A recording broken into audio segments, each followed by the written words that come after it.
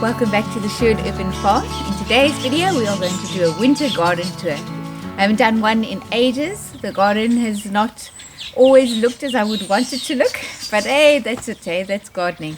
So come along with me and I'll show you the successes and the fails and the damage by animals and all of that. Let's get to it.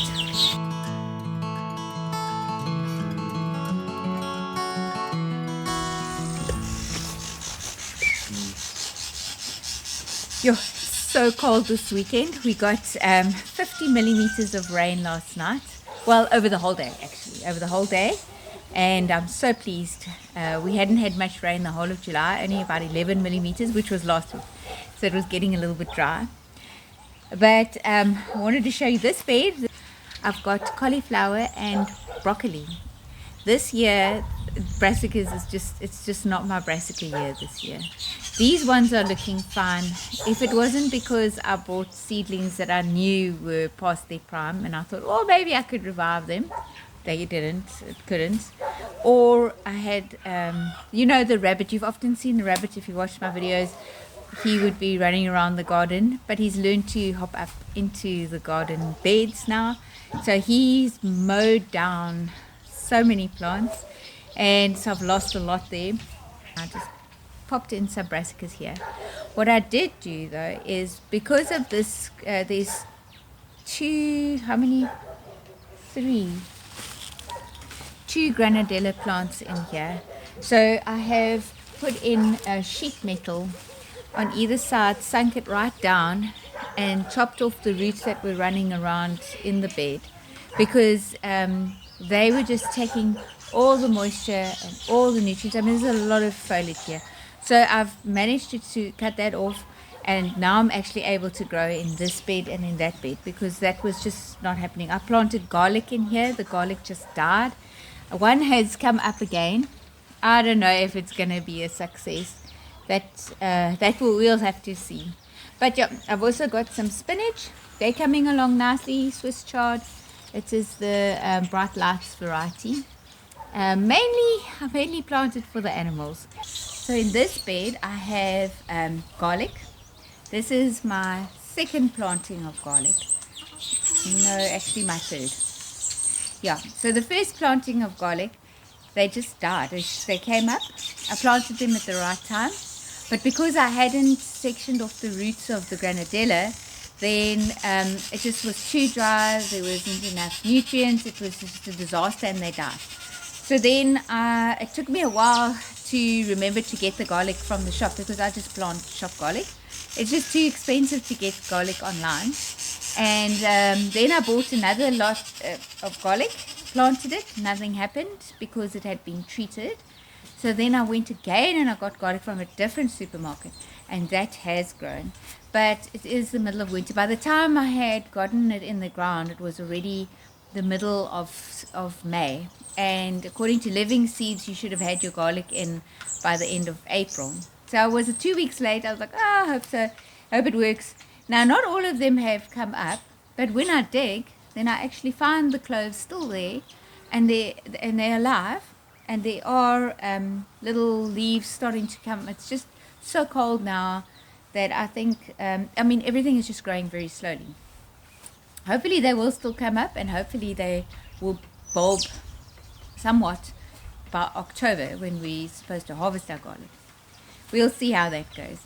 Then intercropped, I have golden globe beetroot, and then I also have some poppy flowers that I've put in as well. I'm hoping to have lots of poppies. It's the orange one. I can't find seed for the red one, but that's fine. I'm really excited for that. I like to have the flowers in between. Actually, just looking here now, I see there is another garlic that has come up. So hopefully I will get some garlic this year. I just love this bed. It is so pretty. The lettuce are looking so healthy and beautiful. These Swiss chard have taken quite a long time. This one rocketed up first, but the others, they struggled along, but now they're loving life. They are just loving life. But I love the color of the flowers. I mean, these are volunteers, all of them. Just look at those calendula they're just so beautiful. They're just like, oh, they're lovely. And then I can see my onions are also starting to thicken their stems. They're looking beautiful. You can see how they're all just growing this way because the sun seems to run along the horizon over there in winter. And so everything's sort of growing towards the sun.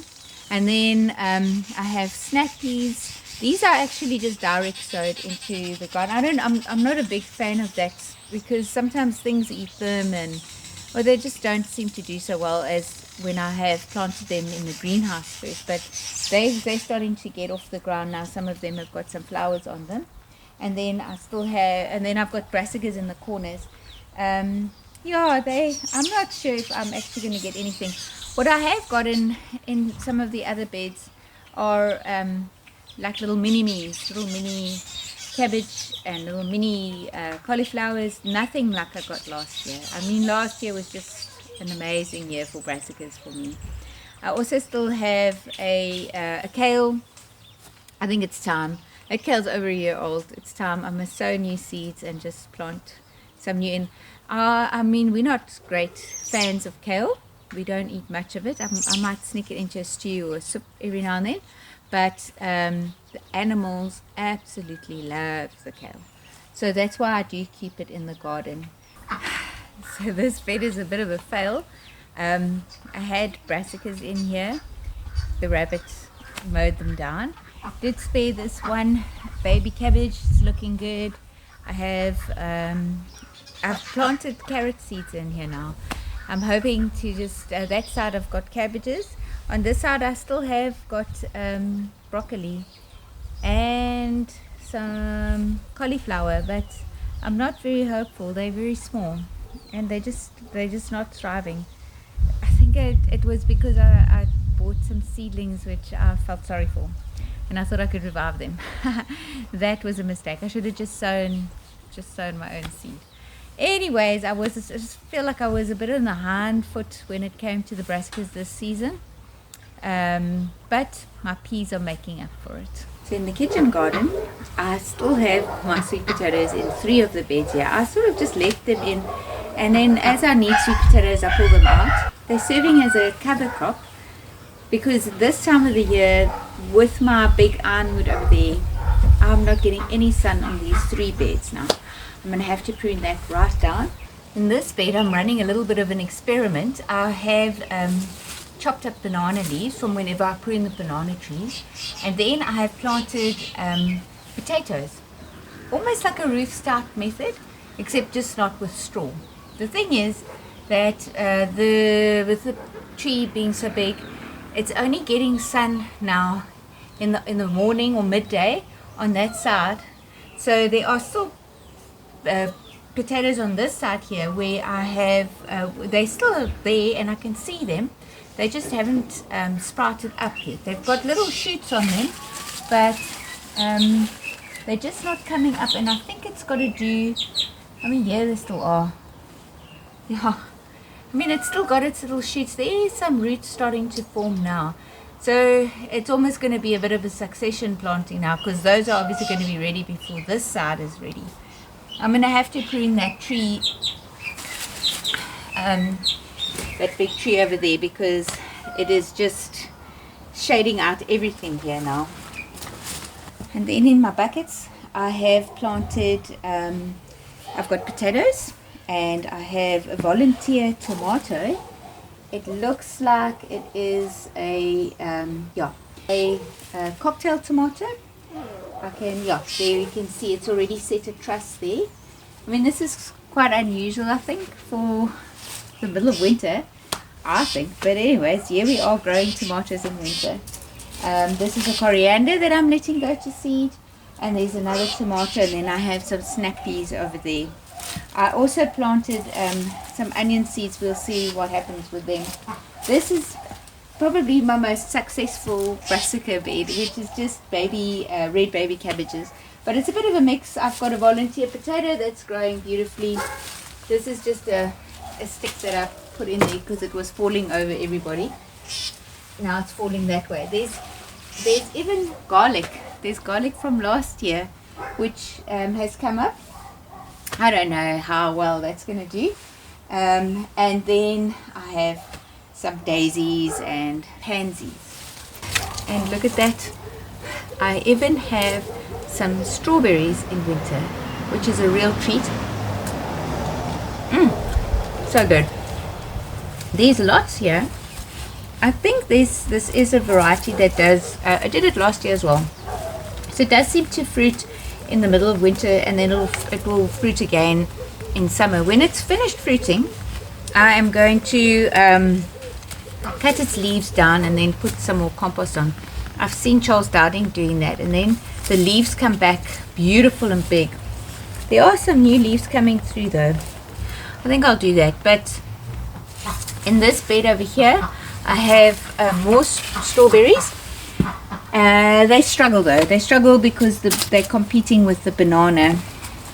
One thing that is really irritating is inkberry. This is an invasive plant. I presume it's from South America. It stinks. The leaves stink. They are in our waterways. They are everywhere. They're just in, there's a game park. They are an invasive thing in the game park, and they keep coming up in my vegetable garden. And I'm just thinking, if they're coming up in my vegetable garden because the mouse birds eat their berries, they are just coming up everywhere, and I can pull them out here, but I don't know how. I've seen them in people's gardens, even, you know, people who don't really garden. It's a real pain. Anyways, but what else yes, my blueberries are starting to set their leaves, and there's even some flowers over there. My most exciting thing though is the bananas. I have another rack, let me show you. This is a beaut. I mean, I am just so impressed with how big these tiny little banana babies already are.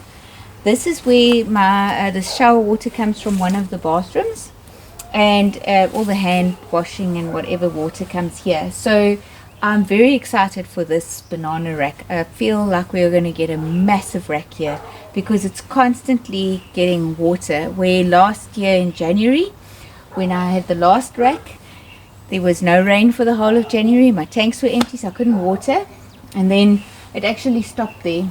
It stopped producing. It only had those, like, let's say 1, 2, 3, 4, 5, 6 hands or so. So this, I think this is going to be a massive rack. I'm very excited for that. This bed is doing exceptionally well. It has coriander in the middle, and there is one baby cabbage, red baby cabbage there, looking wonderful. Obviously now with the sun moving, and then this is getting a little bit more sun than it did 2 months ago, so I am able to I would probably be able to plant brassicas here again. But at the moment I have Swiss chard, the bright lights along the sides, and then beautiful coriander in the middle. I'm very pleased about my lemon tree as well. As you can see, it is producing again whopper lemons. It has got, it starts off, some of them have started off with what I assume is a kind of a mite, but then as they're growing, they seem to recover from it. This one not so much, but I'm very pleased that the tree is performing and we are getting lemons again, so that I'm able to make my lemon cordial. This is my daughter's blue shelling peas. I mean, look at this. Okay, it is in a raised bed, so if you'd have to take off about this much, so they would be about this tall. But they are, I mean, they're just doing so well. She is so impressed with them. They're actually just so pretty. They don't taste great though. They've got a funny, I don't know, they leave a funny texture in your mouth. But I think she's just trying to stock up on seeds, so she's going to just let them all go to seed. But still, it's almost, it's just very pretty to see in the garden. This is the second sowing of snap peas. So I let a plant that was really suffering quite a bit of red spider mite. I allowed it to just go to seed, and then as I harvested the seeds, then I stuck them straight back into the soil, and those are coming up now. So this is my succession sowing of snap peas.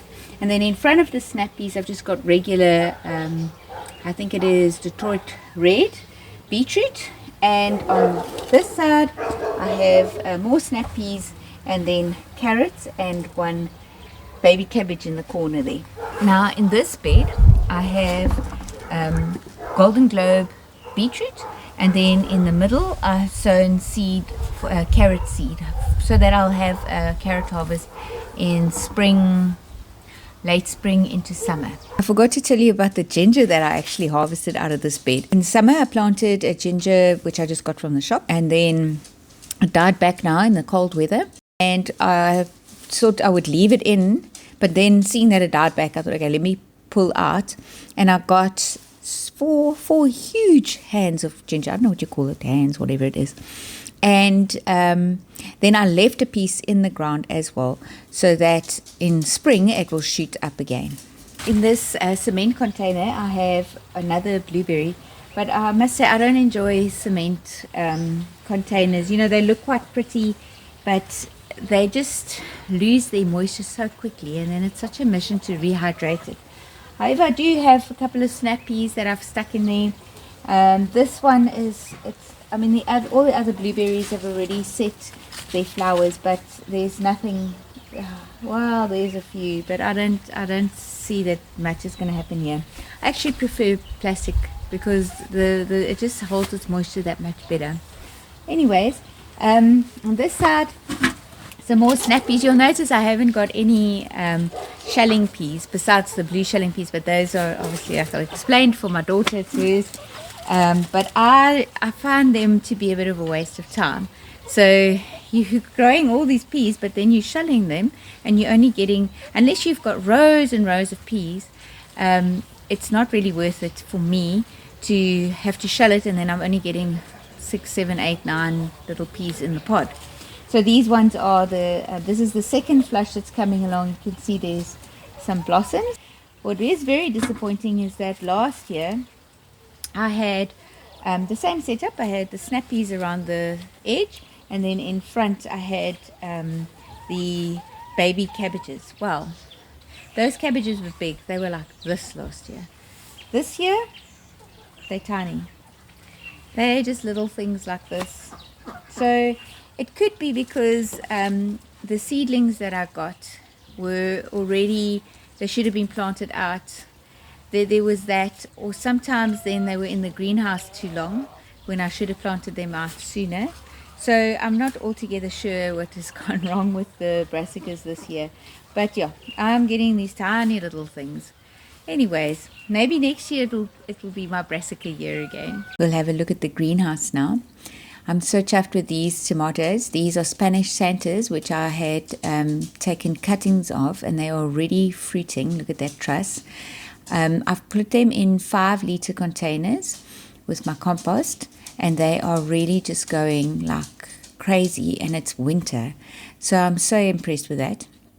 And then my beautiful rose, the one and only. I'm not very good with roses. You can see this one has got red spider mite, but I'm busy treating that. And then I have poppies here in the trays. Oh, they need to be potted up. And these ones, you can see they're yellowing the leaves. They need some fresh soil. These are also cuttings from Little Wonder, which is also a cocktail tomato. And then, which I took from these plants. So these ones I'm going to allow to flower and to start fruiting, because they are indeterminate variety. But when with my Heinz tomatoes, which are the smaller ones, I'm going to not allow them to flower. In fact, I'll pull off the flowers off of these ones, because they need to get bigger first. They are a determinate variety. They're not going to vine like the others. So I'm so chuffed with these tomatoes. Well, thank you for watching to the end. I hope you enjoyed this video, and I hope it inspired you to get your seedlings going for spring. In South Africa, we can in August already start sowing tomatoes. I have got potatoes that I'm going to put out. And what else can we do? You can do lettuce. You can definitely do another set of lettuce, because that will grow fast. You'll be able to harvest them right into November, before that gets a bit hot and then it starts to bolt. So I hope you enjoyed this video. If you did, please like and subscribe and share with your friends, and I'll see you in the next video.